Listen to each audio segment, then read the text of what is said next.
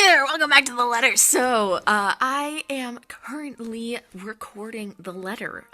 This is a really interesting game so far. So, I don't remember which episode this is. I think it's the 5th episode, but we are moving on to Zach's chapter. So far it's been about 2 episodes per chapter. So I'm really excited to see what happens next because it's getting really scary. And it's really fun. And we learned, I think it's been a while since I've played this. So, I think last time we left off with, it was with Hannah, and she was like freaking out because she saw the ghost. And then it turns out she used to be friends with Rose, and it was this whole thing. And now we're hanging out with Zach. So let's continue. And let me move myself over here. Hi. Faint, but light and warm, a reminder of what home is. Pa's stern but commanding gaze, Ma's tender smiles, the sunlight filtering through the eaves in the morning, and the distinct smell of cinnamon and vanilla as it drifts through the air every time something cooks from the room. The room, our room, Ma and Pa's pride and joy.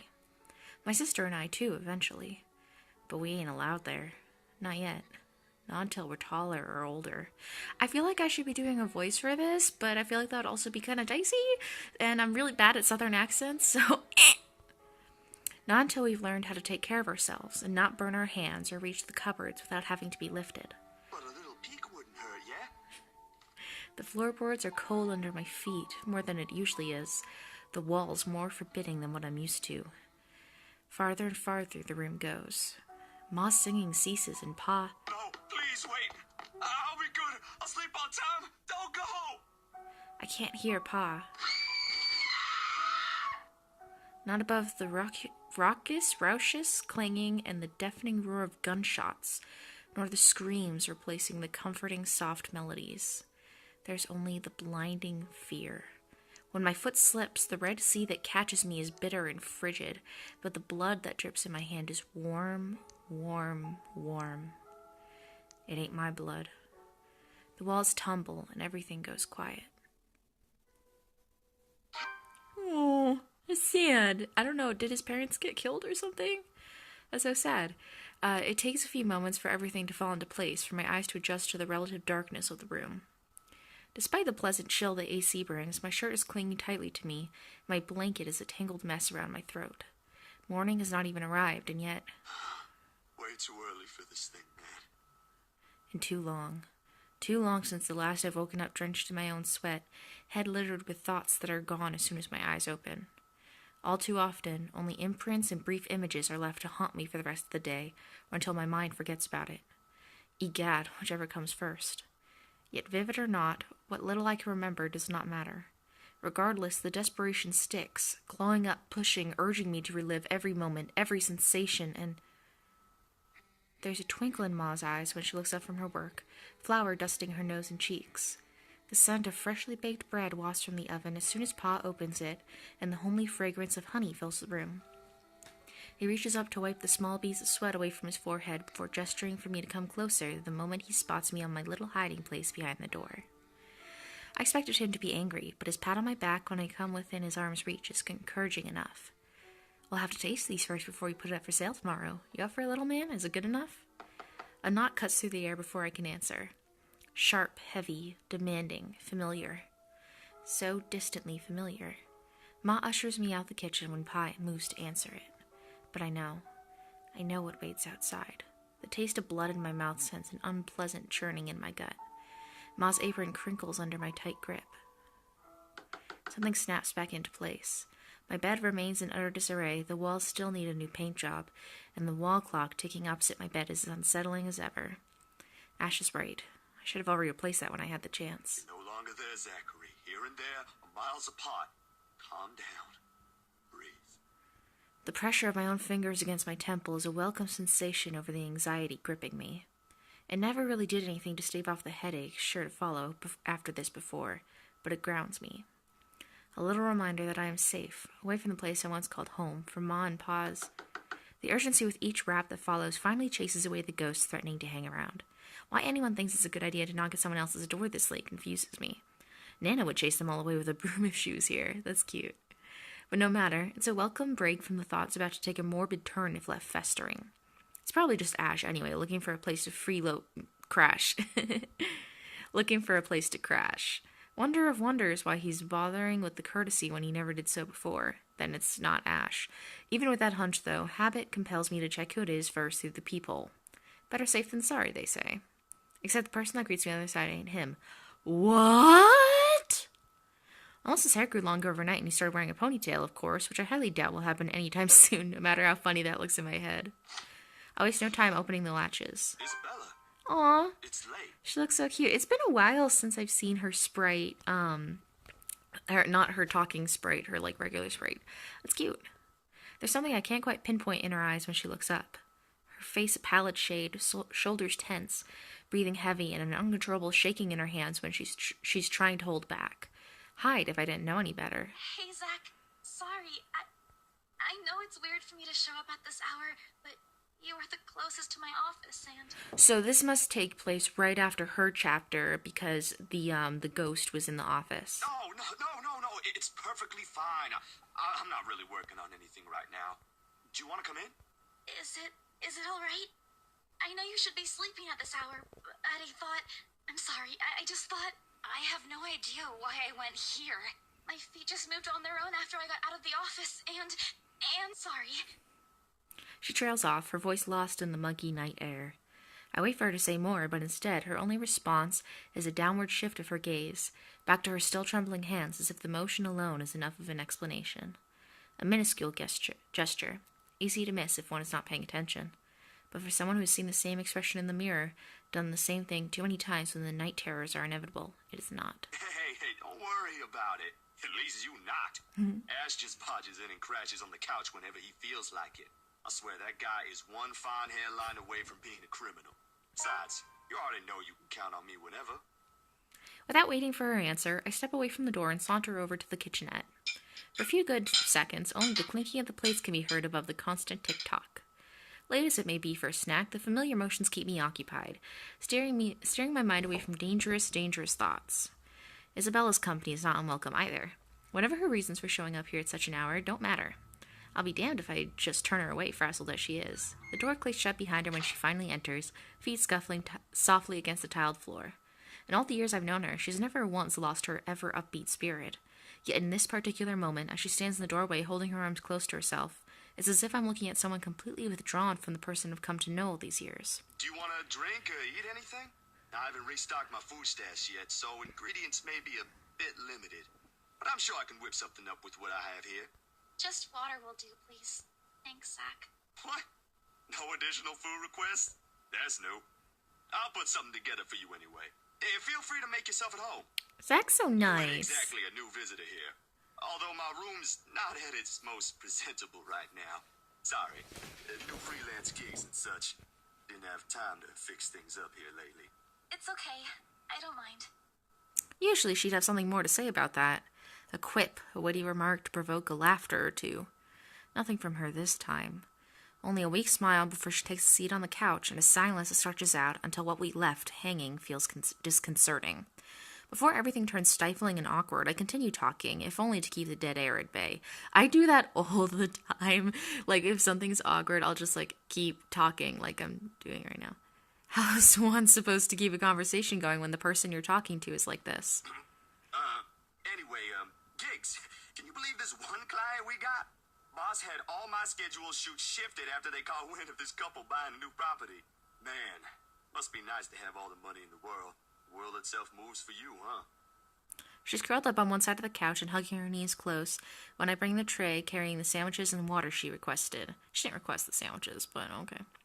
She starts to straighten up as I'm unloading the contents, but pauses as soon as I hold up my hand in a halting gesture. Yes, didn't I say you're free to make yourself at home? Here's your water. Careful. The tremor in her hands, though lighter now, still hasn't subsided when she reaches out for the glass. I give her a questioning look, but she's quick to avert her eyes, keeping herself occupied by taking small gulps of water. Or maybe she just doesn't want me asking questions. Worrying. The sudden loss of her words, this bout of quiet not normally present in our chats. Even the creaking of the old chair when I casually take the seat is a welcome break. Although the company's familiar, this has gone way past unnerving. What happened? Overtime at work? She doesn't answer immediately. Another gulp drains her glass of its remaining contents. One would think it would be enough to help her recover, and she doesn't lose her taut grip on the glass as she cradles it on her lap. Her eyes take an unfocused gaze when she speaks again. Yeah, boss handed me extra work today. After what happened to Rose. Rose? Why do I feel like you've Oh, mentioned her he doesn't before? know about Rose. Sorry, I'm better with remembering faces than names. She was my coworker. That will take some getting used to. I was just talking to her the other day. Was? Did she resign or something? I think I'm missing a few details here, Bella. You've never met her. I think I did mention her once or twice. It doesn't matter. You probably heard her name recently from the news than me. Something clicks then. A little memory from the night before. The bright red light from the dark room, the strong odor of the stop bath, the television's barely audible murmur in the background, and a glimpse of a bloody room. The news is everywhere, even in the morning that follows. I just didn't think its effects will strike someone this close to me. Oh, damn. I didn't mean to bring that up. No, like I said, it'll take some getting used to, but it'll get better. I hope it will. Things might become a little busier for me, though. She left a lot of things unfinished, and I'm one of the few people in the office who knows how she works. How shitty is that? Like, your coworker and, like, I mean, they're kind of friends, right? She trained her and everything. Like, your coworker and friend dies, and you're just immediately saddled with all her work. Like, I understand the practicality of it, but still. She hasn't even taken a day Transition off. will be easier if I handle it. That explains it. Well, just don't forget you still need rest. Even the most hard-working people I know don't keep hours as late as this. Hell, the subway stopped running hours ago. Crime rate might be lower here than most places, but that doesn't mean you can walk around freely in the middle of the night. It's just for today. Still a good thing you dropped by here first. I'm not just about to let you walk out here alone, especially not in the middle of the night.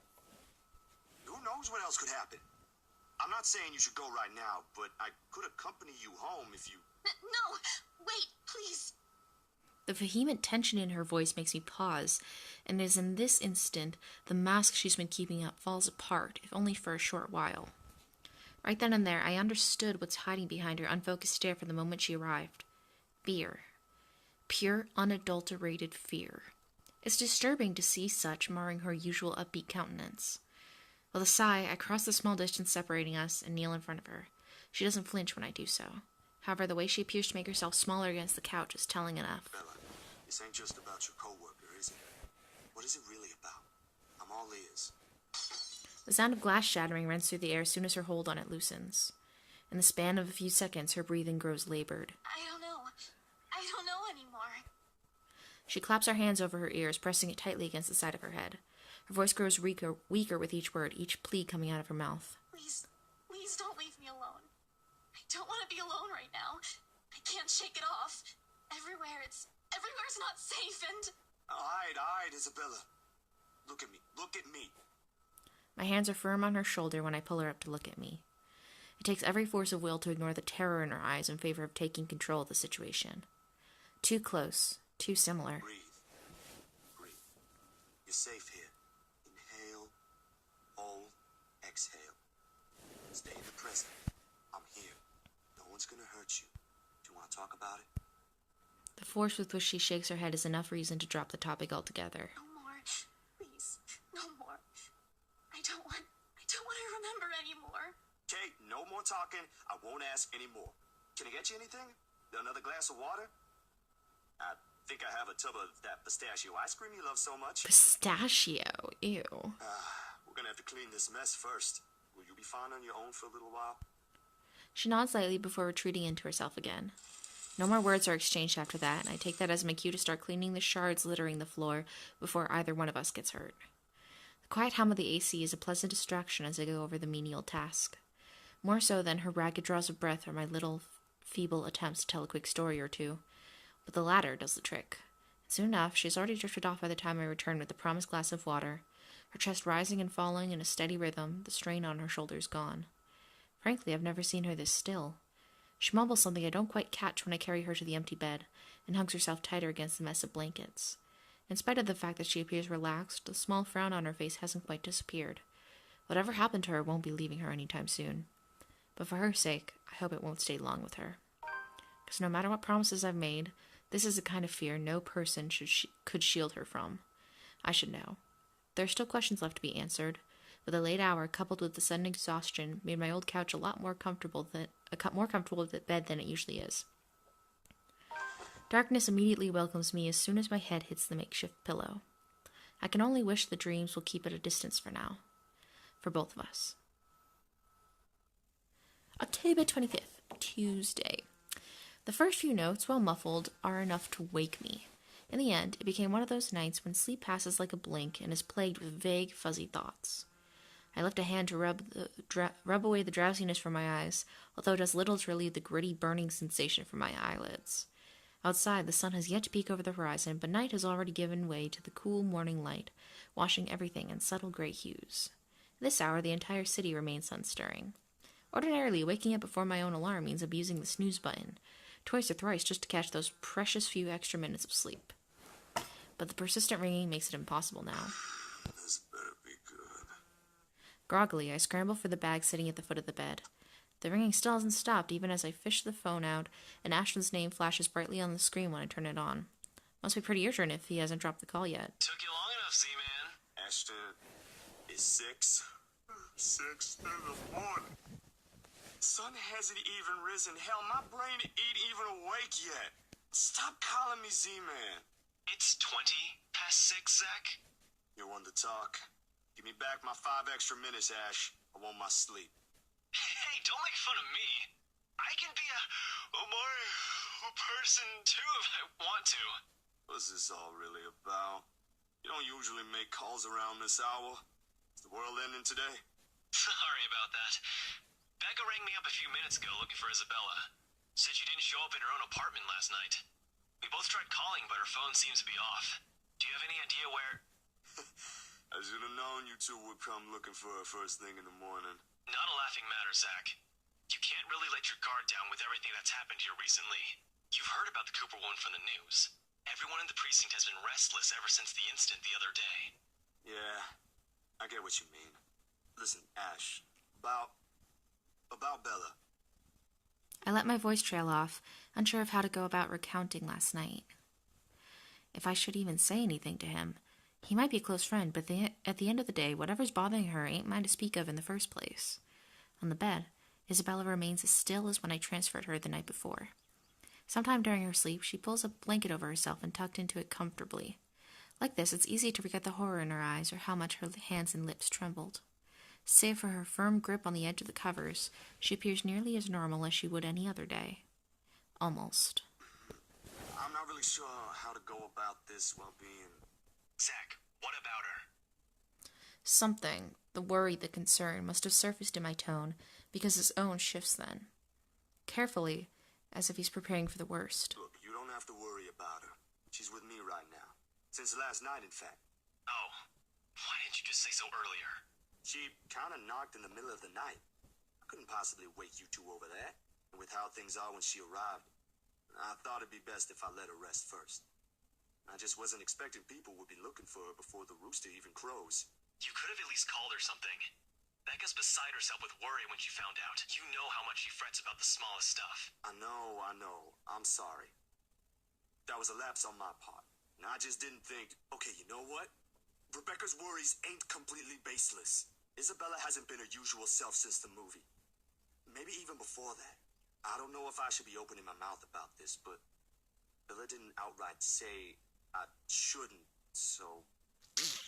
So something's wrong then? I'm not quite sure, to be completely honest.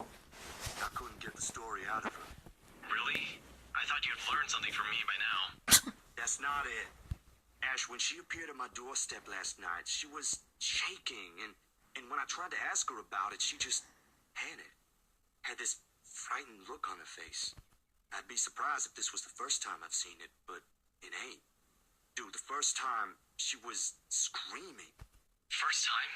When was this? You weren't talking about the thing in the movie house, are you? Because that was just us fooling around. Granted, I think I went overboard with the joke, but... No, it happened the day after. When she invited us to lunch, you weren't there. We were walking 1 second, and then the next, she's crying out. I'll be straight with you. That scared me shitless. It bothered him if the way he falls silent after is telling. But whatever his opinion is stays absent from his voice when he speaks again. He's always been good with that, hiding what he thinks. Did she say anything else? Nothing. Won't tell me anything aside from a few vague words. I didn't want to push it. Where is she? Is she still sleeping? Right here with me, still sleeping. Should I wake her up or something? Let her know you guys are looking for her? No need. Let her rest. I'll drop by in a few. Today? Don't you have work at this time? I mean, I can drop her off home myself before meeting my client later. Look who's talking. My schedule's flexible, Ash. Last time I checked, you're the one who didn't have that luxury. How on earth do you think I'm able to tag along when you need me? It's not completely out of the way. They live on the other side of the town from you, Ash. Your definition of out of the way is a little screwed up, you know. It's fine. I have some things I need to do anyway. I'll call you back. I've got to let Becca know that Scared Cat's fine. Bye. He drops the call before I can even get a word in. For several minutes after, I find myself simply listening as the rest of Luxburn rouses. The increasing sound of passing traffic, the bustle of the nearby shops preparing for the day, and the growing clamor of the people while they go about their morning. Not the most soothing sounds to hear following a troubled night, but the routine puts me at ease nevertheless. What's comforting, what's safe, what I'm used to. Nearby, Isabella shifts but doesn't wake, blissfully unaware as the city slowly stirs itself back to life. Was her night as restless as the one I had? Were her dreams as lucid? In hush moments like this, I envy her. Unreasonable, probably a little unfair to say such in light of last night. If only forgetting is as easy as breathing. A small yawn escapes me when I rise from the couch to stretch. Luckily, the short conversation with Ash has effectively driven away any will to go back to bed. I still have a day to get through, despite the proverbial ghosts hanging around. The orange bottle sitting at the edge of my table is reassuring against my palm the instant I pick it up. The sterile odor of the capsules equally so. Yet the weight they carry is something I've never gotten used to. Years ago, I spent minutes, heck even hours staring at a single pill prior to taking one in. Now it's just routine, a way to stave off the unwanted nightly visits. Although, I don't think Dr. Navarro will be quite pleased if he finds out I'm relying on them again. I do owe him a visit regardless, especially after missing our appointments on purpose and ignoring his calls for weeks. Another sigh comes out, tired and weary, and then I pop the tablet into my mouth. Zach? What time is it? The bottle in my hand hits the table with more force than necessary. As much as I trust my friends, there are some things I'd rather keep to myself. Morning, Bella. Did you sleep well? She answers the question with a long, drawn-out yawn, one reminiscent of a child. Oh. A chuckle manages to come out of my mouth at the sight. In this manner, it's easy to mistake her for someone too young for responsibilities. Inexperienced and immature, even. Easy to forget she was thrust into the role of an adult earlier than her own dreams can afford, to overlook how surprisingly observant she can be at times. Maybe not on the same level Ash exercises for investigations or Rebecca needs for her own work, but it's certainly enough to deftly put what she sees around her on her canvas.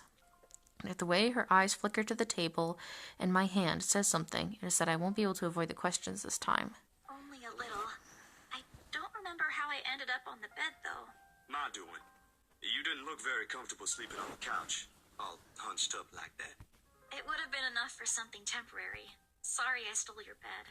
Hey, it doesn't matter. Besides, what kind of gentleman would I be if I leave a lady sleeping in such uncomfortable conditions? Not in this house. My nana would give me a tough scolding if I ever did that. I'm telling you. Thanks a lot, Zach. I know I barged in at a very inconvenient time last night. I wasn't really thinking when I did, and... Hey, it's cool, Bella. I ain't mad at you. That's what friends do. You guys are welcome here anytime. Although Ashton abuses the anytime part a lot. I don't really mind. We might have less wiggle room if all four of us are present, considering the size of this place. As long as no one makes anything explode, it's totally fine. Fine or not, I still owe you one for last night's trouble, especially since you don't seem to be... A concerned expression passes over her features as she spares another cursory glance over the table, back to the bottle holding every small piece of what keeps the bad memories at bay.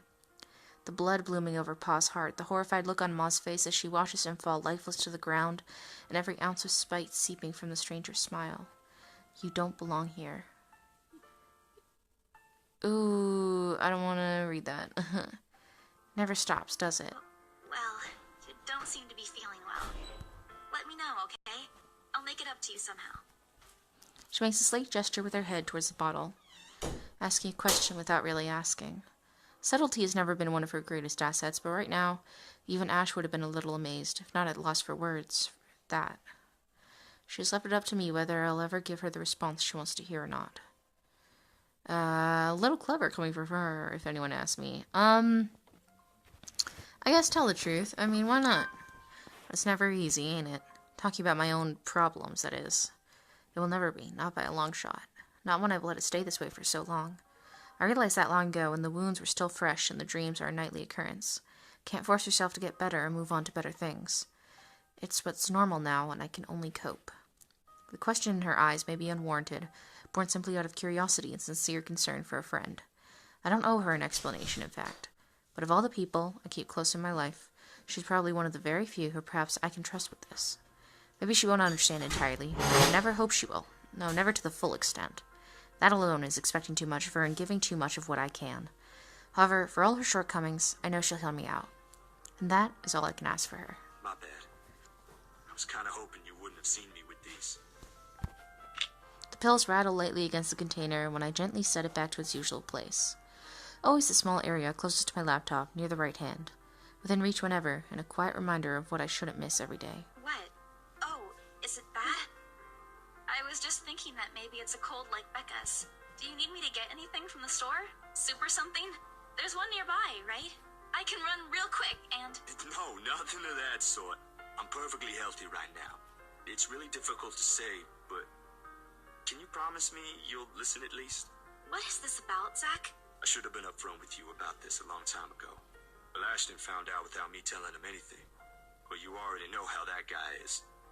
Can't hide anything from him.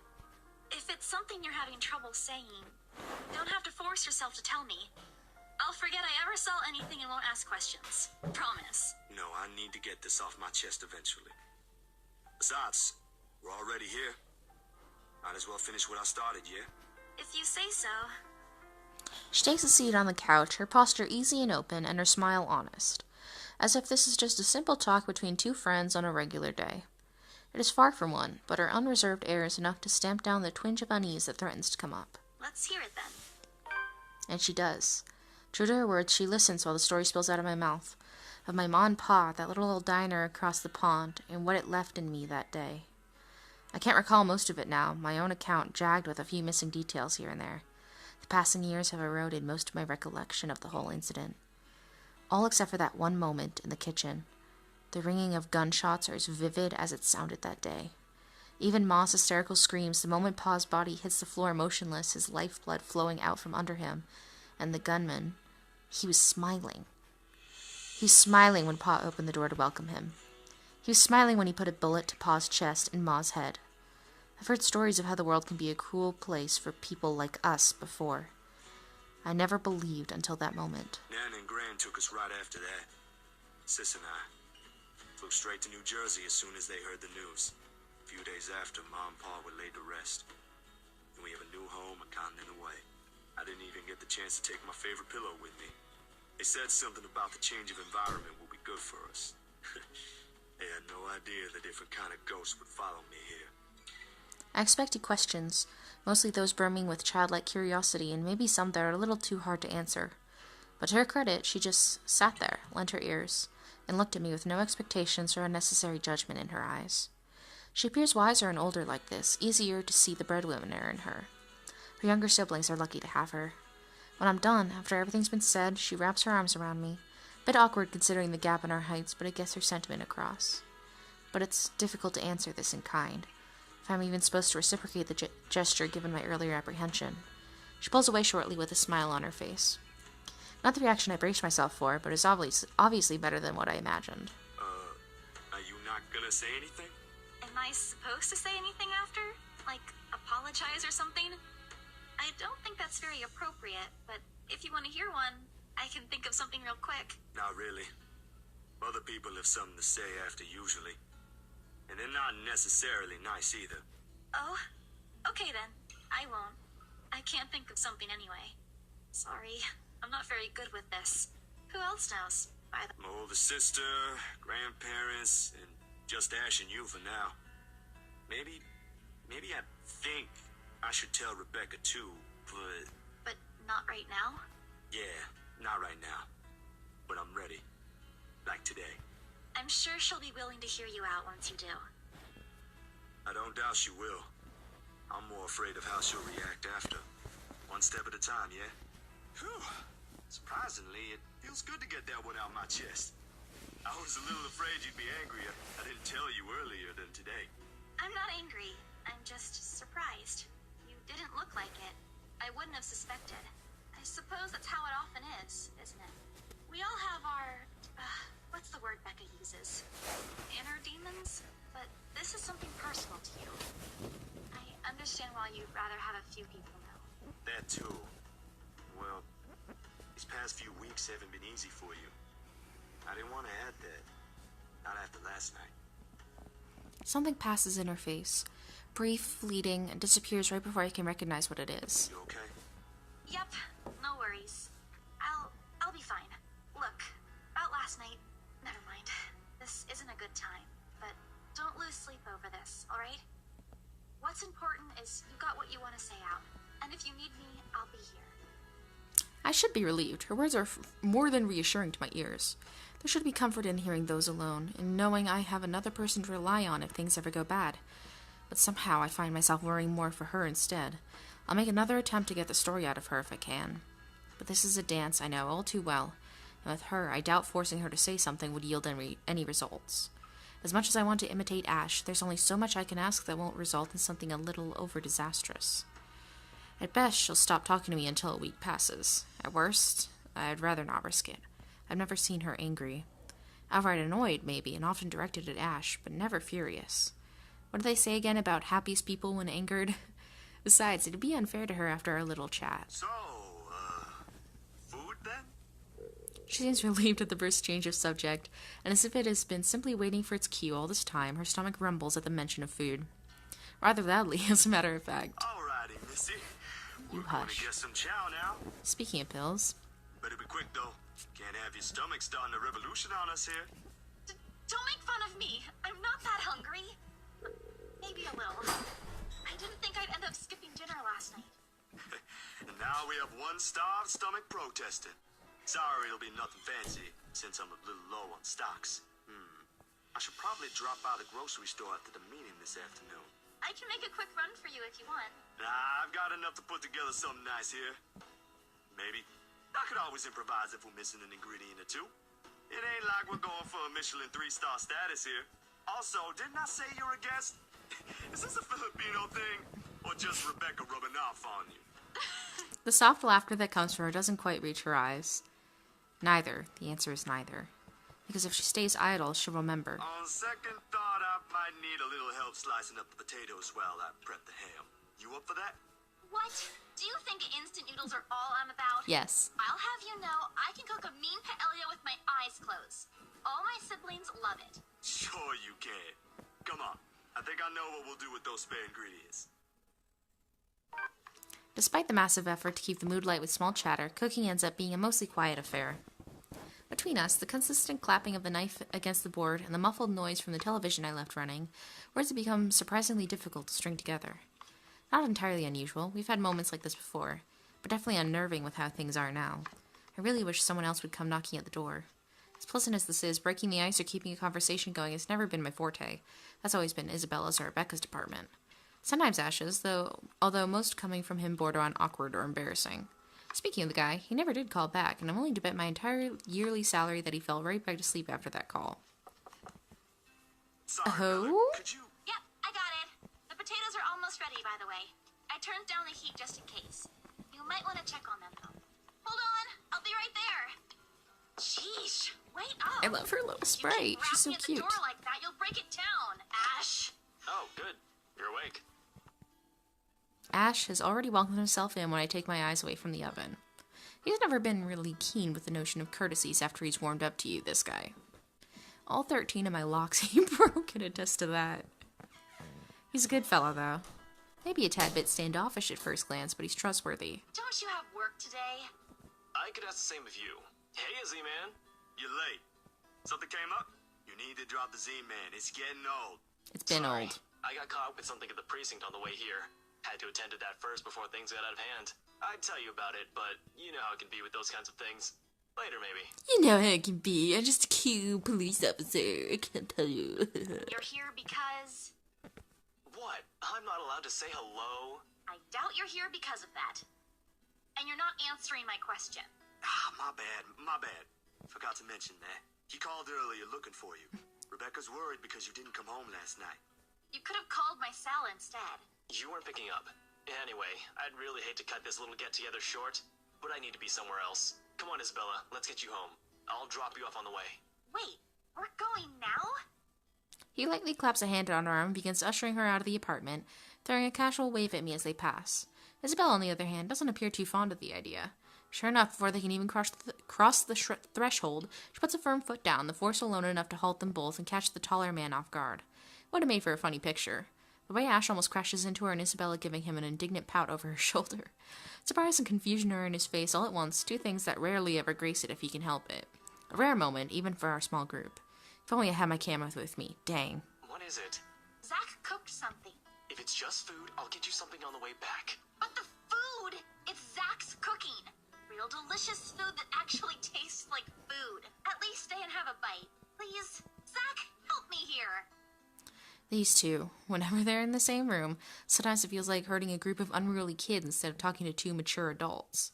One moment they're engaged in a pleasant chit-chat, and the next they're bickering over a minor issue. Frankly, if I didn't know any better and I have an overactive imagination, I'd say there's something going on. Never mind how utterly impossible that idea is, and it's gonna happen. Or it might just be me reading too much into things like always. I can already hear Ash's laughter if I would suggest as much. I cooked up a feast. I don't know about you two, but I think you guys should really stay. I've already made enough food for all of us, and it'd be a waste.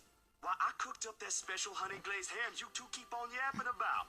Got some scalloped potatoes with onions and cheddar to go with it, too. Yum, yum, yum. The oven timer dings. I shoot the two of them an apologetic look before sauntering over to the kitchen, mittens in hand.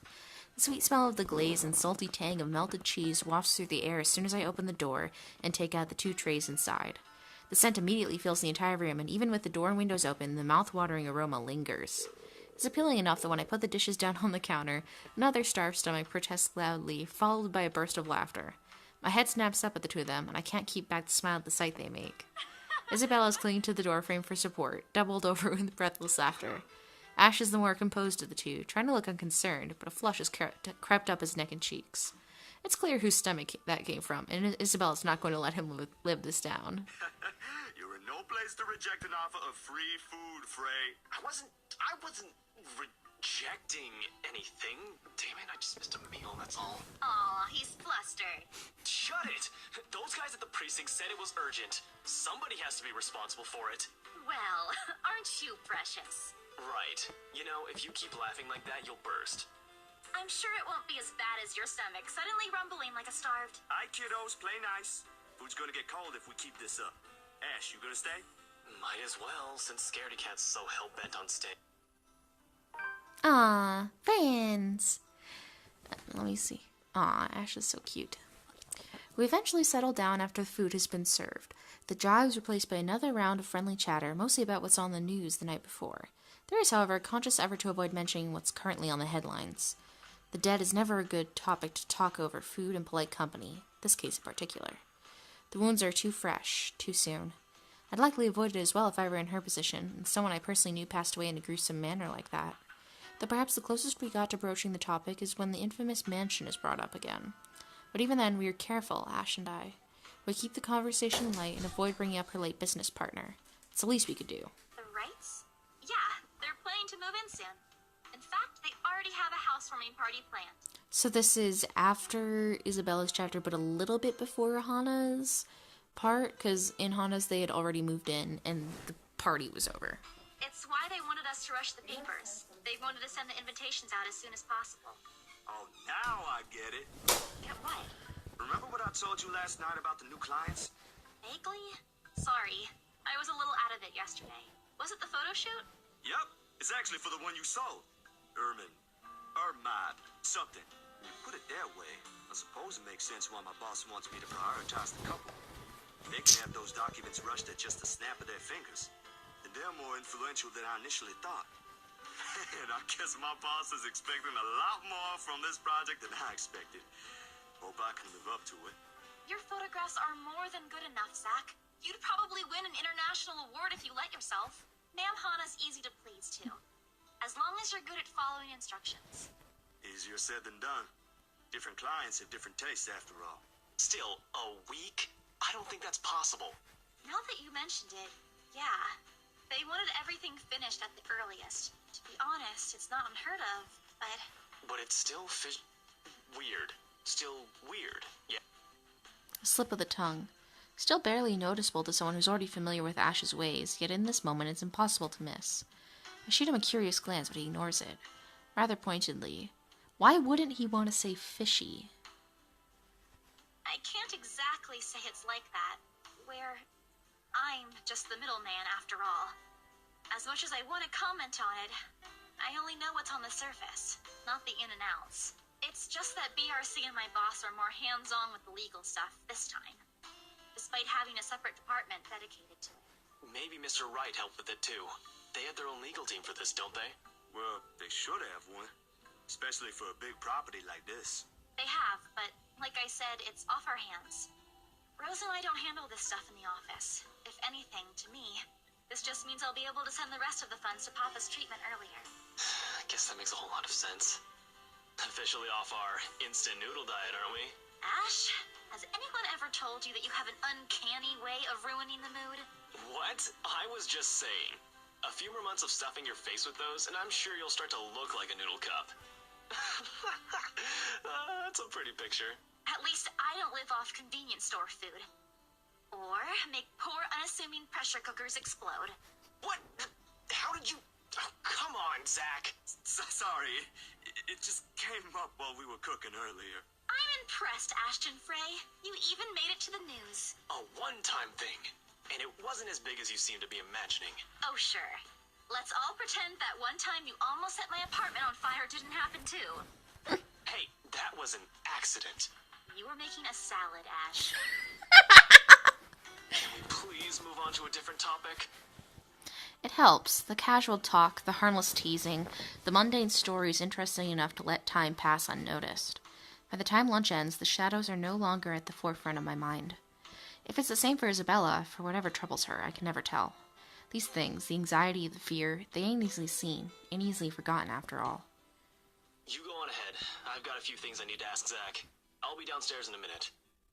Confusion briefly flashes in her eyes as she catches the keys he tosses over, but he doesn't give her an answer and waves for her to go ahead. How sure are you I won't be driving away with your Shirley? You don't even have a license. Do you even know how to? Papa taught me how. I'm probably a better driver than you. See you later, Zach. Thanks for the food. Always has to have the last word, don't you? You're welcome. I'll send you the recipe for the potatoes tonight. Grin is back on her face when she leaves and closes the door behind her. For a little while after we're left alone, Ash goes wholly quiet, listening, waiting for remaining footsteps in the hall to fade. The early amusement is gone from his face, replaced by what I can only describe as trepidation. I know that look all too well. When he's like this, he's expecting shit's about to go down at some point. That wasn't very nice, Ash. What was that with Isabella earlier? You're usually subtler with your questions. They hired you. Hired me who? Don't change the subject yet. What's really going on here? The Wrights. Luke and Hannah Wright. You said your next gig is with them. Is that what this is all about? Just be careful around them. You have no idea what you're dealing with when it comes to that couple. I'd rather you stay as far away from them as possible, but you're already here. Isabella's their real estate agent. Seriously, of all the people in Luxburn. Okay. I guess I'll just have to take your word for it. He nods, claps a comforting hand on my back, and turns to leave without another word. He's never been good with those. More often, he fumbles with what he wants to say, but his actions alone are enough to tell me how grateful he is for the trust. He reaches for the knob as soon as he gets to the door, but doesn't turn it. Instead, he looks back and gestures with his head towards the table. I don't need to follow his line of sight to know that he's going to ask about. He's likely taken notice of it the moment he entered the room. You back on those? I haven't seen you taking them in a year. Yeah, I kinda had to. It got worse after the film fest. The dreams, that is. I don't think I'll be doing that again anytime soon. Heard about that. Don't drop it, though. You don't want Becca scolding you. She actually enjoyed the movie you made, and she's hard to please. Consider that a small victory. You don't have to tell me. She already did. Rebecca and Bella both gave me an earful after I said the opposite. Promised them I wouldn't, but you can never tell.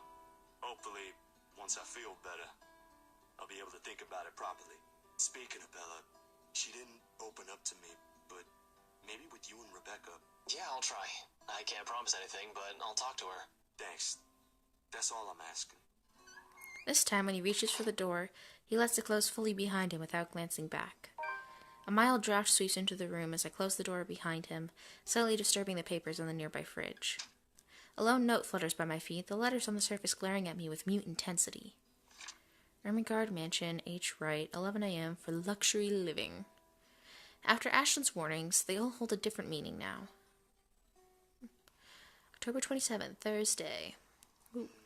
The next 2 days rush by in a blur, altogether leaving a collective mess of work suddenly piling up and new unexpected acquaintances. Or friends? Depends on how you look at it, really. Either way, I'm stuck developing these photos at 3 in the morning to reach a deadline set by an overeager art director.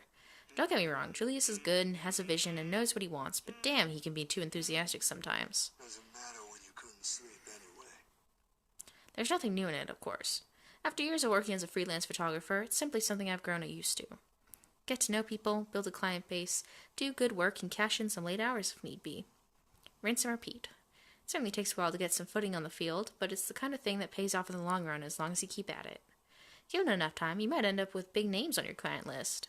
Names like the Wrights in particular. I never did pay much attention to them, but it's virtually impossible not to hear about them when a local news channel or paper has something to say on their name. Party here, an acquisition there.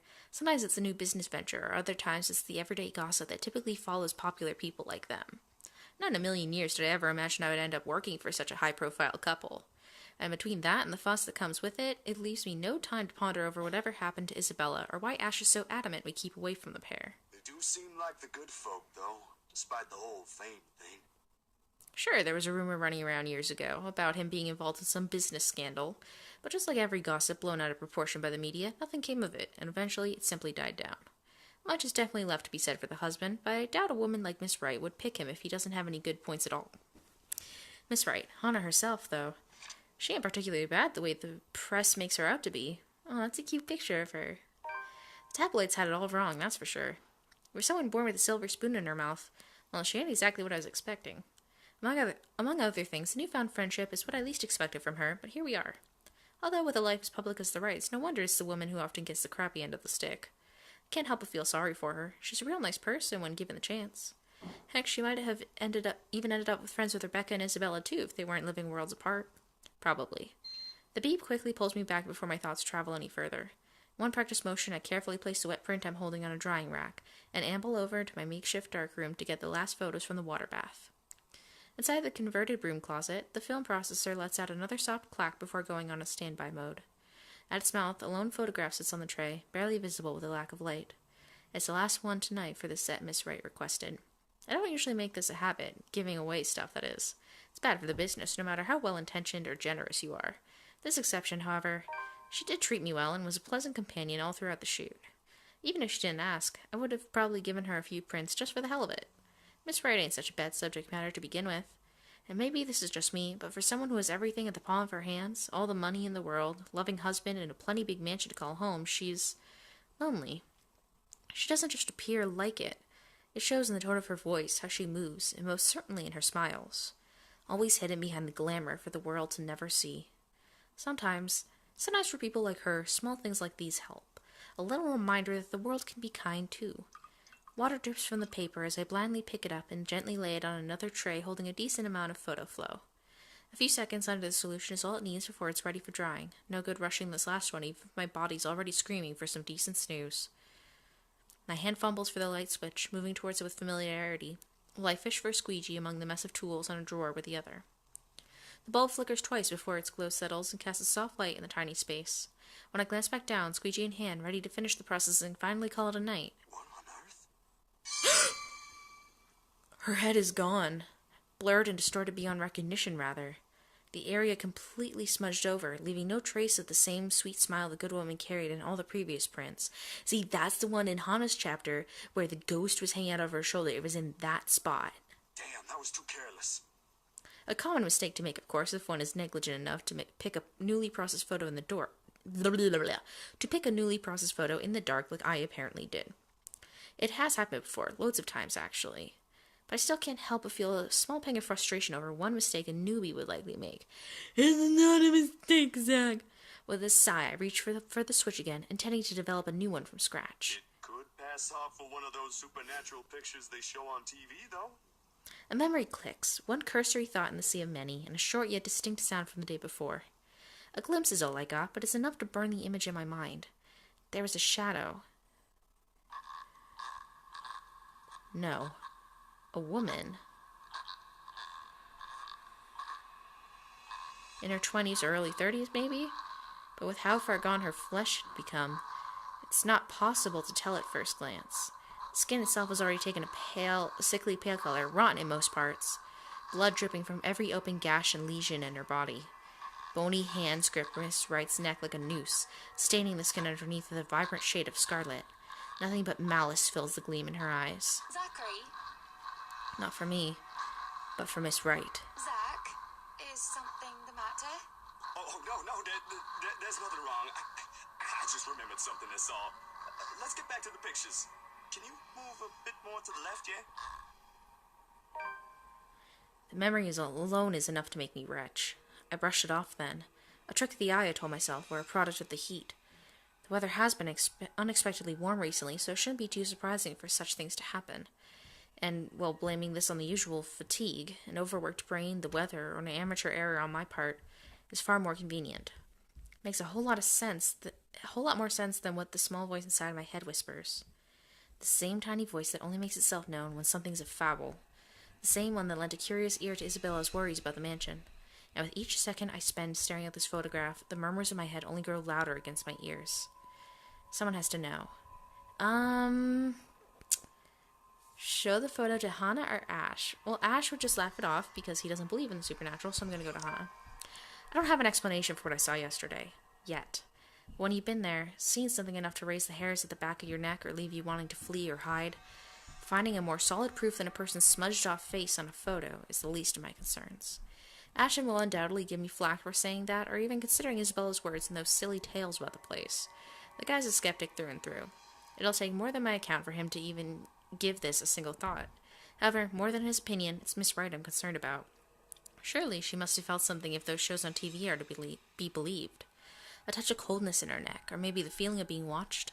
That's what often happens, ain't it? Outside, the sun is yet to rise. I've still got a few hours before dawn. Good enough time to mull over how I'll go about warning her. Plenty of space to check if I'll get the same result if I redo the process again. The film processor hums back to life at my touch. The light switch gives out a soft click, and darkness embraces the small closet again. Somehow those urban legends don't sound so silly now. In hindsight, this is a dumb idea. That is to say, rushing to a client I barely know's home first thing in the morning with news of a ghost lady potentially haunting their newly bought property. Oh, and there's a bunch of bizarre-looking pictures of Miss Hana I've brought as proof, too. So yeah, dumbest idea in the history of my dumb ideas, all things considered. Traveling to the outskirts of Anselm Village at the crack of dawn with only my bike as company, equally so. Personally, I don't think any of them would take whatever I'm going to say well, no matter how nice or accommodating they are. Ashton himself would tell me the same thing. Odds are he'll laugh at it in my face for good measure, if he doesn't freak out at me first for not listening to his warnings. Still, that's a whole separate can of worms I'll open at a different time, seeing as I'm already standing at the Wright's front porch waiting for someone to answer the door. More than anything, Miss Wright needs to know there's possibly nothing safe in this place. Warnings from friends be damned. If only someone would answer the door sooner. Come on. I try to ignore the looming presence their large ornate doors give off as I press the doorbell for the fourth time. Its shrill ringing merely echoes, carried off by another warm passing breeze. The first time I came to this place, I found myself basking in the silence it offers. Now the atmosphere is just heavy, packed with trepidation and tension. Isabella's right. It does radiate the creepy kind of vibe. And with the image from the day before constantly flashing in my mind, the unease becomes harder to ignore as each second drifts by. Not wanting to spend more time here than necessary, I ring the bell again. Another long second ticks by without anyone answering the door. If this fails, I can always go to Ash. Not really the most sensible course of action either, but waiting here ain't doing me any good. For all I know, the Wrights could be out of town. As luck would have it, just as I'm about to turn on my heel, a loud thump rises from the other side.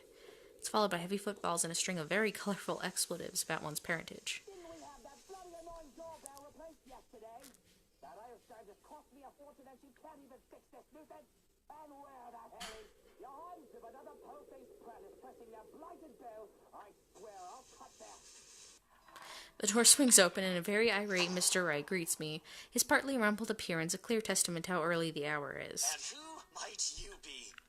I don't recall asking the movers to show up this early. I was prepared to face Miss Wright, their butler more so, but Mr. Wright, I don't quite know what to make of him yet. He surely knows how to make an impression, I'll give him that, albeit a rude one. I only caught sight of him yesterday as he's directing the movers, although from how exasperated he sounded then, it seemed like more yelling was done than actual giving of directions. Needless to say, I'd like to believe those incidents ain't all there is to the guy. Miss Wright, at the end of the day, did marry him. Standing before him, like now, though, is a different story altogether. Despite the difference in our respective heights, he manages to make it appear like he is the one looking down at me, not the other way around. An apology instinctively forms my mouth before anything else when he arches an eyebrow at my lack of response. Well, that's not exactly why I'm here, Mr. Wright. Yeah? Right, of course, the one and only. And what can I do for you this fine morning? Have I seen you somewhere before? Bloody peasants all look the same to me. I'm sorry, did he just say peasants? What fucking year is it, dude? Yeah, I'm actually... It doesn't matter, I don't care. I've got someplace important to be at today. Just spit out what you want or be gone. I haven't got all day. How mean. His eyes are sharp and expecting in spite of his indifferent tone. The very impression of someone whose sharp wits has served him well throughout life, the kind you have to carefully choose your words around. Disconcerting how a simple conversation can easily seem like a ruthless form of social maneuvering. I can see why Miss Wright would want to steer clear of it, if only for a short while. Sometimes the only way out of the game is to be honest. Say, I'm a friend of Hannah. Sorry, I was just... You see, I'm a friend of Hannah, and... A friend of Hannah? Yes, sir. His eyebrows shoot into his hairline at my answer, although it swiftly disappears under a dismissive gesture and a chuckle at its heels. A small frown spreads across my face before I can stop myself. What I said has nothing remotely funny in it, yet here he is, hulking an arm closer to himself in a weak attempt to keep his shoulders from shaking. Did I mispronounce something wrong? No, not at all. You didn't. My wife, has never mentioned a friend like you. That's all. I suppose it's a good thing she's venturing out of the usual. Vultures and savages, all of them hiding under sheep's clothing. I don't really get it, sir, but it's not really surprising she wouldn't talk about me. We just met yesterday during the shoot. As soon as the statement is out, the amicable air melts away almost palpably. His eyebrows crease into a frown and his posture stiffens. With how fast the atmosphere around us changes in merely the span of a few spoken words, I'm not quite sure what I can and can't say anymore.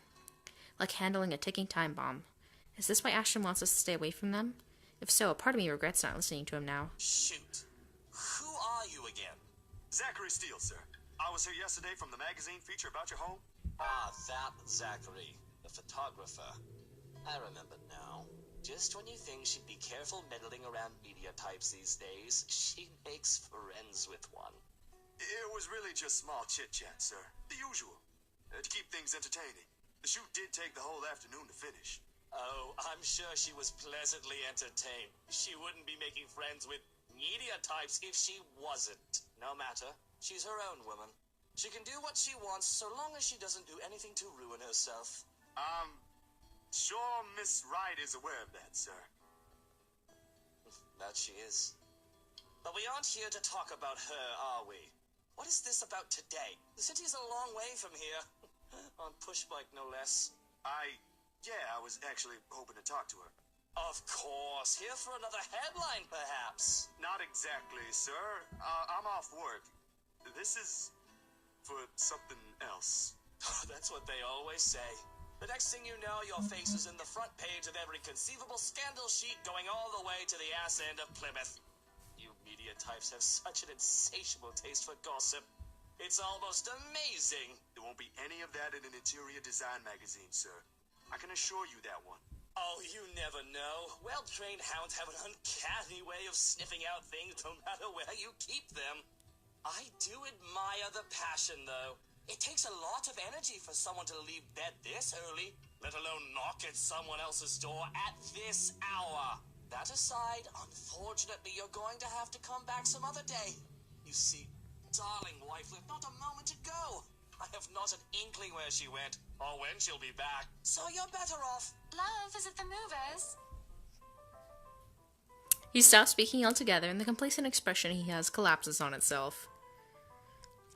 Slowly, he turns just as his wife walks up to him with a step too lively for comfort, a smile too sweet to be honest. She's very likely heard everything her husband and I have talked about. Going off somewhere. I've got the few things I want them to transfer already.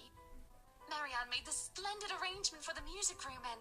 Love, are you listening? I thought you already left, Buttercup.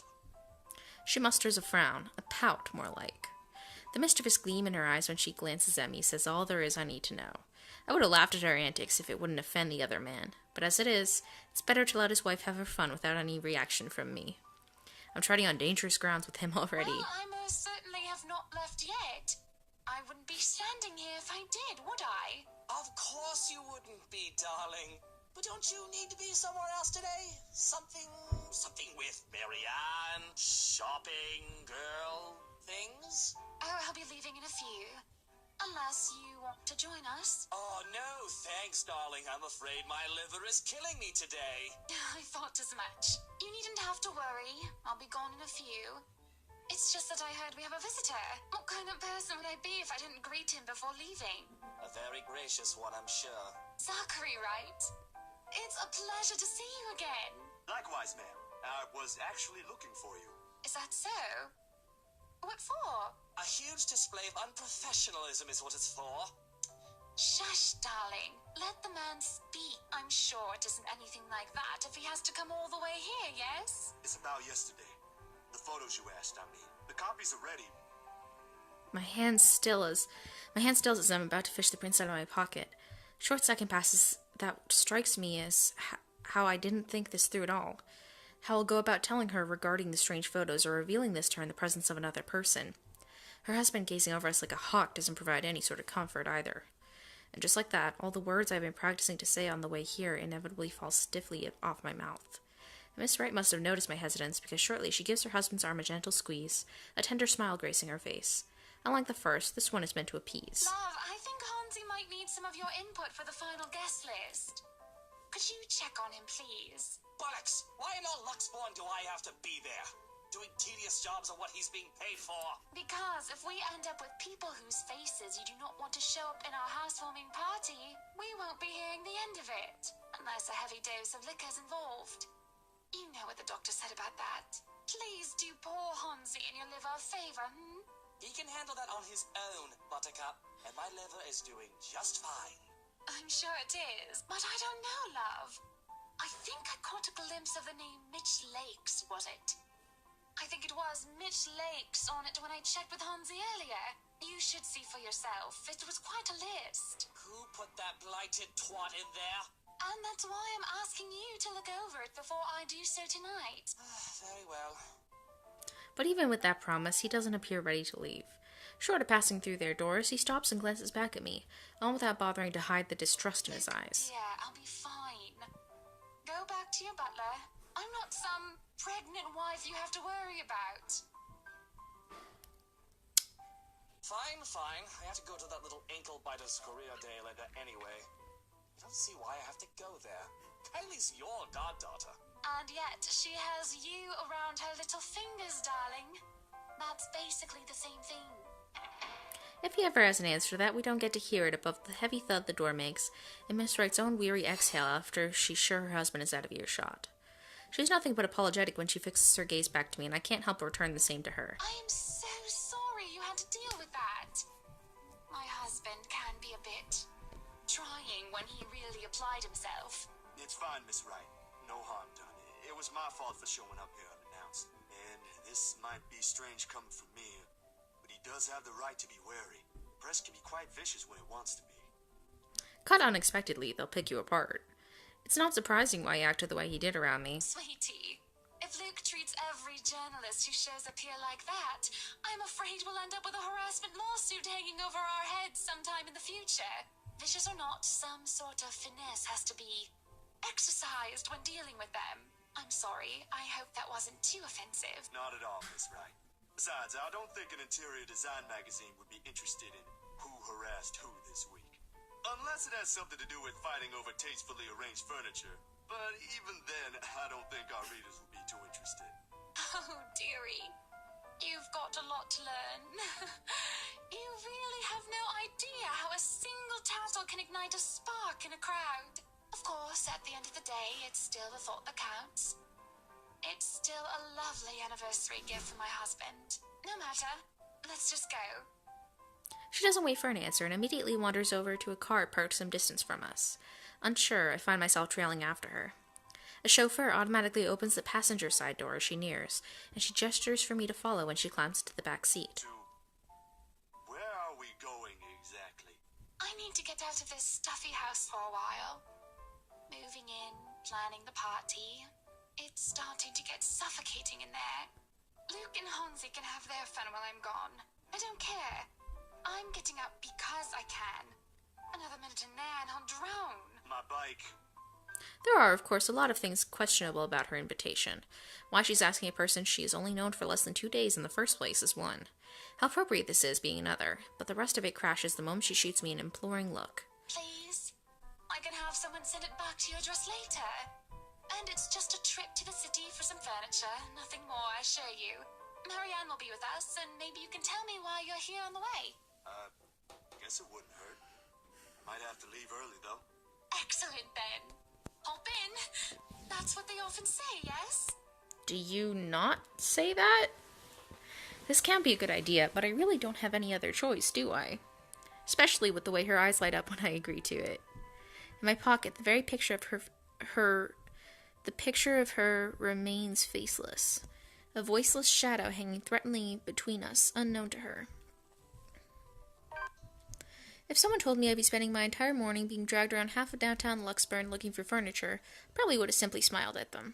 Then perhaps even given them a good friendly pat on the shoulder and wished them a nice day. Not that I find anything wrong with this at all. On the contrary, this is most definitely a nice change of pace after weeks of getting bogged down by several freelance gigs and shutting myself inside my apartment whenever I can. If only the weather would be a whole lot nicer, kind of less sun and more clouds, perhaps. With the mid-morning sun slowly beating down on us as high noon approaches, I can see why Mr. Wright skipped out on this trip. The bright side is, the whole thing seems to have put Miss Wright in a less somber mood. After the fifth store, her pace is considerably livelier, her gestures less guarded than the ones she displayed at the mansion earlier. The presence of another person might have helped as well. Although Miss McCullough seems less predisposed to small talk, preferring to keep to herself most of the time and let Miss Wright lead us wherever. She did acknowledge me with a small nod when we were introduced earlier, but that didn't make standing outside the store together any less awkward while we wait for our client to finish our inquiry inside. So,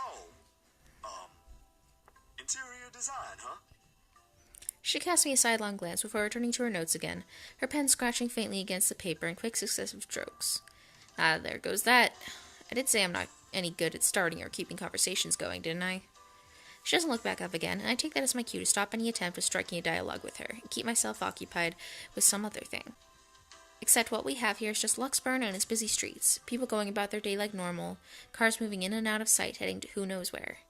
Nothing remarkable, really. The ease with which a person can fade into the background here is reflective of the kind of city Luxburn will always be, but the humdrum is one thing I learned to live with. Needless to say, it doesn't usually stay that way. There are times when it would come alive, make itself known, and reassert itself back to the world. However, those moments are few and far in between. Then again, with what graces the news channels lately, I'm starting to think it's going to happen sooner. Can't say I'm looking forward to what it'll bring. Luxury living, is it? Her voice effectively cuts through my thoughts just as I count the 13th passerby wearing a hat today. Beside me, I can hear the faint rustling of paper and the clicking of her pen as she stashes them back to her bag. Excuse me, what? The magazine you're working for. It's luxury living, isn't it? Oh, yeah. You've been featured by them before, I take it? A few years back, yes. For some issues. My designs still appear from time to time, though not as frequent as before. Gotta have room for new talents, right? It may not show in her face, but the pride is evident in her voice. Good folks, the people running the publication. Tell me, is DK still on the editorial team? She seems like a lot friendlier and peppier than she was in the past. I wouldn't know. I've only started taking jobs from them this year. Freelance, you know. Good man, that guy. Anyone in our field should meet him. He had a lot of things to say about art. All of them relevant. Learned a lot from him, actually. Even if we both came from two different fields. I hope he's in a good place. I haven't talked to him in a while. Anyway, your portfolio must have been good if they gave you the job. They don't easily assign big features to freelancers like this. I wouldn't say I am, but experienced, you know? The more you practice it, the more you learn the tricks of the trade. That kind of stuff. I know what you mean. Still, you've got to keep up with the competition. Each year, a new talent emerges, and, well, you never know. Clients can be a bit fickle-minded with their choices. Believe me. Speaking of, do you think you'd be up for a new client after this? Think so? Depends on how big the project is. She reaches into her bag again, this time to pull out a business card, which she hands over to me. Marianne McCullough. Cool. When you're free, send your portfolio to Chris. He's my assistant. He's been looking for a decent photographer to help with updating the studio's portfolio. Nothing urgent, but the sooner the better. Not sure if I'll have the time to squeeze this in. But, alright, I'll give it a go one. Marianne, could you look this over for me? That very moment, Miss Wright emerges from the store.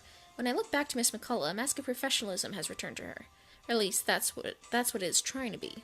There's a different light in her eyes as she faces her, a flicker of familiarity and recognition. I'd say it's fondness, but that would be too presumptuous. Whatever it is doesn't last and is briskly swept under the fern tone as her voice assumes. Definitely. Is there a problem? They said they don't have the colors you suggested. Do you think we can change it around for a bit? It might take a while if we insist what we want, and you know I'd rather not worry about this later. I think it'd be better if I handle this one myself. Excuse me. She walks into the shop without another word, leaving the two of us standing outside. As soon as she's out of earshot, however, Miss Wright lets out a giggle and swipes the business card cleanly off my hand. She smiles, a bemused little thing spreading across her face, and waves the card in front of me. I wish she'd do that more often, the smiling thing. It suits her more than the other one she frequently shows to the media. I look away, and the next thing I know, you're picking up women. On the streets, while the sun is high, no less. I'm not sure if I should be appalled or amazed. Whatever happened to the Zach I met a day ago? About as tall as you. Photographer. Quite the gentleman. To tell you the truth, I'm a bit disappointed he's gone. It ain't like that, Miss Wright. And I'm sure Miss McCullough is not the kind of woman to let herself be picked up by strangers, let alone people she barely knows. Oh, shush. Let me have my fun. And didn't I say you can call me Hannah? This right after you introduced yourself as my friend in front of my husband. I do believe this isn't how friends address each other. Too formal, don't you think? She gives the card back to me nevertheless, and with it, her mood fades into a more pensive one. An odd look settles on her face, yearning, a bit wistful, as she looks back toward the shop's display window. There's nothing remotely interesting in it for me when I follow her line of sight, though. A few trinkets here and there, fur rug, a sofa, a wooden side table, and a lamp, all tastefully picked and arranged to resemble a typical antique living room. On second thought, it does look comfortable. But why they added a crib beside it baffles me. Oh, unless, of course, the people they're hoping to market to are those who already have children, or about to have one, then maybe it is fitting. Peculiar choice of decorations aside, it does make for a nice icebreaker, if it's not on the same level of weird and completely out of the blue. Still leagues better than the awkward silence, which is definitely too out of character for a personality like Miss Wright, Hannah's. How should I start the conversation? Do you think a crib would make a good gift, or I think that one looks cute? I think that one looks cute. Hannah balks to my surprise, shuffling 2 steps away from the window and glares at it with such vehemence, as if it did something remotely scandalous. A funny sight when taken out of context, and I probably will be laughing really if I understood what warranted such reaction from her. I wasn't looking at the crib. Wasn't really talking about the crib, Hannah. Very good then. But it wasn't the crib, all right. Alright, I get you. But that's not it. Honest. I was just saying the stuff that was on display there looks nice. Or at least as nice that it can be compared to the ones we visited earlier. But I'm sure your interior designer has something different in mind for your mansion, so don't mind me. I was hoping that would be enough to cut the topic short. Instead, she sighs, leans on the wall close to her, and runs her hands through a lock of her hair. There's a far-flung look in her eyes, even as she fixes it on the concrete curb. You need to stop looking at people like that, sweetie. I'm afraid I don't quite catch your drift, man. I suppose you wouldn't be aware of it. Do you know you always carry this kind of phase? Like you're always staring at the world with this honest look. Like all there is to see is all the good in it. Frankly, I don't see anything wrong if it's like that. I mean, there always has to be something in it. You know, a sprinkle of kindness here and there. Otherwise, we'd all be miserable. For you, maybe. Some people have to fight through it just to see that. And kindness isn't always a great thing to have around. Sometimes too much of it can hurt. Makes you wonder where this is coming from. How bad things have really gone for her to have this view. I do understand her sentiment. Really, I do. Still, when it's the last thing you can cling to when things have gone irreversibly bad, sometimes you simply don't get to make a choice. Besides, the point is, it's impossible to lie when a person is looking at you like that. Or I could, but I'd feel like a horrible person afterwards. Did you hear that, Mr. Zack? You just made me feel like a horrible person. I sort of wish I had one like it. Just so people would stop lying to my face. Or you can stop by being honest with yourself. It shouldn't be quite hard. Friends don't lie to each other, don't they? I guess so. So what was the lie? She draws in a breath, lays a soothing hand to her stomach, and That it was really the crib I was looking at. told you she's pregnant. You're right, Uncle Zack. It's cute, but the pattern's not to my taste. I'm pretty sure Marianne could do something about that, though. At the moment, what I should really be worried about is if I'm ever going to be a good mother to this child. Called it. I can't even tell the father he's going to be one in a few months' time. Probably doesn't even want anything to do with this whole pregnancy thing. What am I going to do, Zack? Because right now, I'm absolutely at a loss. Oh. Oh. A beat. Oh! The realization strikes me like a ton of bricks suddenly bearing down on me. More than astonishment must have shown on my face because Hannah lets out a chuckle. The slump in her shoulders disappears altogether underneath her mirth. Don't look so surprised, dearie. Tied the knot 7 years ago, remember? Don't you think it's bound to happen? She branches her hand in front of me, the unassuming silver band on her finger glinting against the late morning sunlight for a second. She eyes it lovingly, almost tenderly, despite the trace of sadness in her voice. For all I know, there's an entire story there. I'd ask, but that would be too inappropriate even for friends. It's not my place to meddle, to begin with. Or at least that's what they've been saying early on. My whole social circle would be saying it's a long time coming. But the kid is something you want, right? Because if it ain't, then that's a whole other problem. Of course. I wouldn't deny I've been hoping to have him or her for a long time now. But then, now that we're here, all of a sudden, there are a whole lot of other things to be worried about. Business, a new home, public image, my own husband, and I don't know. I didn't really have anyone for a role model. I practically grew up with nursemaids pampering me every step of the way. What if it happens to this baby as well? Oh, I can already see how this will end. Huh. I guess it's not just my sister. What? You and my sister. I mean, you're both having jitters or something like that. That's what it's called, right? First baby jitters? Mind you, she was really convinced she'd do everything wrong then. He even called me in the middle of the night. Has to switch places the day she found out she's carrying a new member of the family. Never mind how utterly impossible her request is. I'm quite sure I haven't done anything of that sort yet. Oh, you don't know that? My brother-in-law has been telling me things 5 weeks into my sister's pregnancy. Said she's one cranky pregnant lady. Man, good thing I found a place for myself years before that bundle of joy arrived, huh? It can't be that awful. Who knows? I think we'd better leave it for Mr. Right to decide, yeah? Provided he comes around. He just sounds so repulsed every time the idea is brought up. Then maybe you should say it to his face.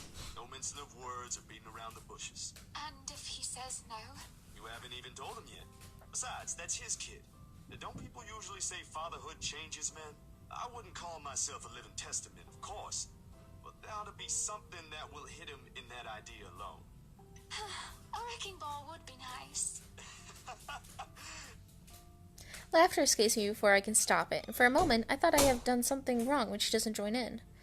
He's still her husband, no matter what jests or complaints she hurls about him behind the media's eyes, or in the presence of people she trusts.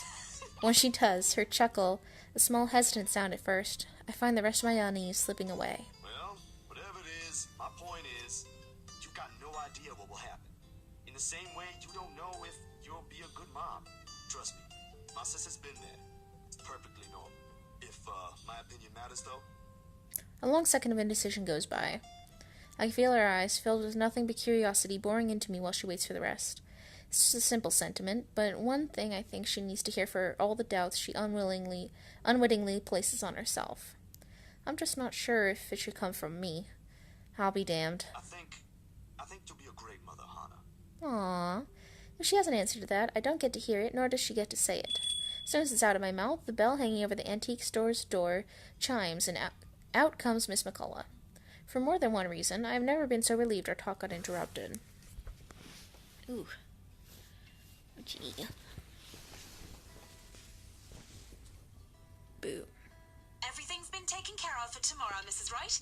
They'll have everything you requested delivered early. Oh, hell I yeah. left them instructions, but I may have to visit again right before your housewarming party to check for a few things. I hope that's acceptable to you. More than Marianne. This is a little early to say, but you did marvelous work with the mansion. I can't wait to see all of it come together tomorrow. I'm only doing my job, ma'am. Needless to say, it's always a pleasure to hear a client is satisfied with my work. Nonsense. You have every reason to be proud. I know you've already established your name here, but I'll still make sure word gets out, of course. I think I've got a few friends who might be interested in decorating their homes. I'll see if I can introduce you to them tomorrow. I really don't want to impose, Mrs. Wright. There's still a lot to be done, and I'd rather be keeping an eye on it myself. You know well enough I'll still do it. You too, Monsieur le Photographe. You better be the one taking the pictures for the event tomorrow, or I'll be very upset. I blink at her, confused. Last I checked, I have nothing scheduled on my plate tomorrow. A couple of fleeting thoughts did cross my mind, like working on personal projects, but with the expectant expression on Hannah's face alone, I wondered before how they got Isabella to sell them the mansion with all the paperwork and the loops it has to go through. Well, now, the how is already standing in front of me, and it's one giant ball of persuasion in human form. If I have any doubts how she got around life, all of them have been dispelled right this instant. Hannah hasn't said anything yet, but I already know what my answer will be. What event? Our housewarming party, dearie. I've already sent invites through your publisher. They should have informed you of it by now. I may have probably missed it. I haven't gotten the chance to check my mailbox yet. Deadlines, real-life happenings, they can be pretty hectic.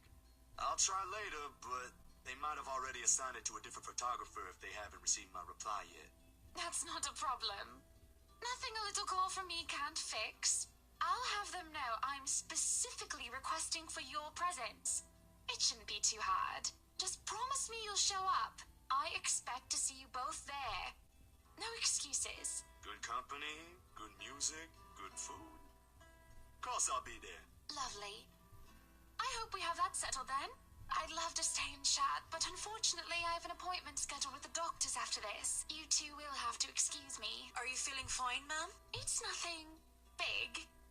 There's a short while in which her hand faintly touches her stomach when she says this. Her smile, as she does so, a tender thing in itself. She might have never let it cross her mind, but motherhood would suit her. The kid is already loved, even when here she is yet to have a sense of the world.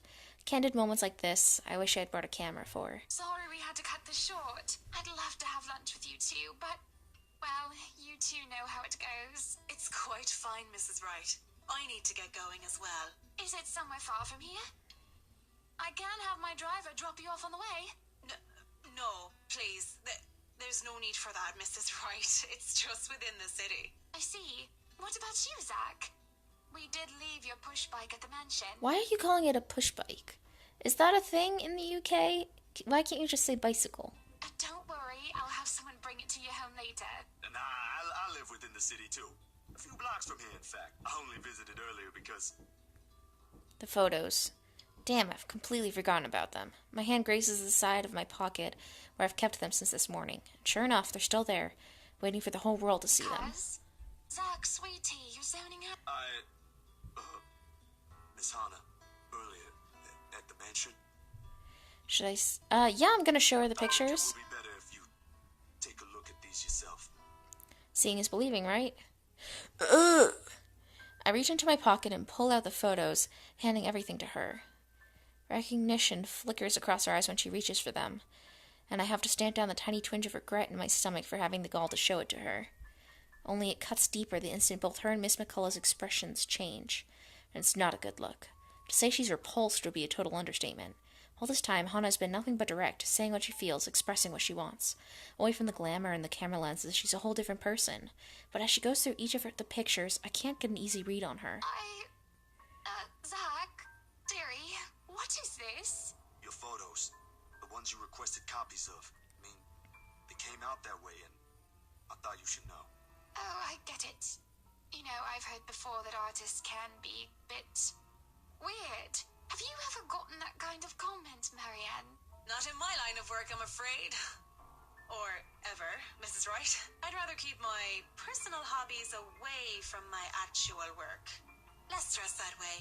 Well, I suppose it just never crossed my mind that the saying applies to you as well, Zach. But talent's what's important, As long as you make good art, it doesn't matter. Oh, no, you see, when we had that photo shoot yesterday, there was something. I wouldn't say I don't appreciate it. I did ask for copies, darling. But would it be possible for you to give me normal-looking ones? Preferably with my head intact. I admire the effort you took to edit this, though. It looks authentic. Frankly, if I show this to some other person, they'd probably believe those silly rumors about the mansion. Yeah. Rumors. Good publicity, but not the kind I'd want for my new home. So please. She drops them back in my hands like their very surface burned hers. If you could redo this, that would be wonderful. I'm positive you can do a better job than the one you just showed. Just try to keep the edits to a minimum, Yeah. I can, sure. You can take your time, of course. And speaking of time, I really must go. She leaves without so much as a wave. I don't have to take a guess to know I've dismayed her, or in her own words, weirded her out. Beside me, Miss McCullough shakes her head. What are the odds I've also ruined my chances with a job she offered earlier? Very high, I'd say. It's a foolish idea in the first place. Miss McCullough departs shortly after Miss Wright has taken her leave, muttering something about getting a quick lunch before fetching Beruthiel from Chris. I don't know what or who a Beruthiel is. It must be important for her to be in this kind of hurry. And while she doesn't seem to be fond of small talks, something we can both agree on. Lunch sounds good, or a walk around the city maybe, but with the sun as high as it is now, nah. And after how things with Miss Hana went, I simply can't muster the appetite for anything at the moment. If I don't do anything with it now, I have this impression it will rear its ugly head again. And by then, things might be too late to fix. What other choice do I have? Ash? Rebecca? In all likelihood, all they'll give me is a pat on the back and a Z-man, go get some sleep, you're at it again from Ash. I talked to Isabella, but I haven't seen her around since she showed up in my apartment 2 days ago. Weird. There is one person, though. Damn, I should have thought of that first. Who? As it turns out, I do have another choice. Ooh, this is the church from the main menu. I'm not a religious person. I wouldn't identify myself as such. Or rather, I can't. Sure, my grandparents did have to force me to go weekly. I'd happily join them. In fact, most of my childhood Sundays have been spent attending service. It's simply that as you get older, the more experiences you get, forming your own beliefs on things become easier, for the lack of a better word. And at one point, it just stopped, that kind of thing. Nevertheless, I hold no disdain for it. Sometimes it does help. When things are really, really bad, when the dreams won't stay where they should be. Talking does, a bit. It's also a good thing Father Norman's, well, he's not completely the pious man you'd typically expect. My unlikely friendship only probably happened because he's the kind of guy who's cool with the young ones, as he so aptly puts. And he is, surprisingly. Makes him easy to approach. Like that one time with Isabella. I don't think he believes in the ghost kind, but there he went. Maybe he has something to say about the photos as well. It won't hurt since I've already gone ahead and went to Anselm. At daybreak, on my bike. At the very least, I know I won't get shouted at by whoever answers the door. Unless someone does that inside a church. I highly doubt it. Despite its age, the Luxburn Church is a thing of wonder in itself, with its high vaulted ceilings and intricate stained glass windows. One of the many gifts the Ermengarde family donated to the community in its early days. Or so I heard from Rebecca. She mentioned this once, although most of it flew over my head then. At this time of the day, the church is mostly empty, save for a few visitors and ushers shuffling about, some muttering their prayers under their breath. The sense of I think that's supposed to say scent. The scent of burning candles and incense permeates the air, giving the place a general feeling of reverence. Pretty welcoming, all in all. Even so, I keep the noise my treads make to a minimum. Disturbing the quiet feels like a sin alone. An usher points me to a pew in front of the altar when asked where Father Norman prays. He mentioned something about the good priest not being in good health, ever since he did a favor for his friend to bless an old house. This is the first time in days he's left his room. No surprise there, with the weird heat lately, even Rebecca caught something. Nervous little chap, the kid. Nevertheless, he leads me close to the foot of the dais, with a reminder not to stay too long before walking off. Seconds later, Father shifts and stands. He doesn't seem to notice me, and I have to give him a little tap on the shoulder. When he looks, though, to say he's surprised is an understatement. His voice comes out a whisper, almost inaudible in the hush, a quiet restraint and deference to where we both are standing. But the tremor is there. He focuses on me with wide, bulging eyes, copious amounts of sweat appearing on his forehead, despite the relative coolness of the place. Father Norman? Keep your distance. Hey, it's me, Zach, remember? Stay away, don't come near me. It must be the fever talking, or whatever he caught. It has to be. I don't recall ever doing anything for him to drive me away like this. In all the years I've known him, he's been nothing but polite, nothing but accepting of people regardless of beliefs or status in life. For words akin to a threat to come out of him, it's simply beyond unimaginable. Go back to where you came from. Leave. Father, what did I do? Leave, now. I extend a hand to his shoulder, meant to be reassuring, but he recoils, his ankle catching on the edge of the dais as he backs away. His shout when I attempt to reach out again echoes through the entire hall, catching the attention of the few people inside. I try to keep a level tone, with these strangers' eyes trained on us. Panic starts to weave its way into me. Stay away, demon. Go back to the hell you came from. Father, it's okay. I only came here for some pictures I thought looked odd. I figured you might know something. From my pocket, I fish out the photos and try to hand it to him. Instead, he strikes my wrist away, almost like an accusation, sends the photographs fluttering uselessly to the floor. Helpless, I can only watch as he curls into himself on the ground, a sad, blubbering mess whimpering to himself. He tips his head forward and begins rocking, his hands clapped over his ears. That accursed spirit, so full of anger and pain. All those horrible things I've seen. I can't sleep. I can't eat everywhere I look. Go away. Go away. Go away. You're not supposed to be here. This is a house of God. Be gone, demon! Lord have mercy, God, our Lord, King of ages, all-powerful and almighty. You who made everything and transform everything simply by your will. A number of people have moved closer, mostly just to gawk. Thankfully, as if to save him from being an utter spectacle, two ushers come out, taking him away. One of them, the kid from earlier, shoots me an apologetic look. Can't even return it to him. Anxiety is a powerful thing, a firm little notion that clings, eats, and consumes you. I can still hear his prayers even as they drag him away. May he keep at bay and vanquish every evil power, every poison or malice invoked against us by corrupt and envious people. Then under the protection of your authority may we sing in gratitude. It rings, hums in me as I am left to pick up the pieces of this chaos. Back to square one we go. There's salvation in this. I hope we find it soon. Okay, so that looks like a good spot to stop for this episode.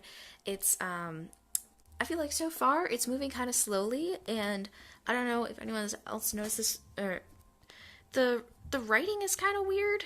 Oops, I accidentally pressed it.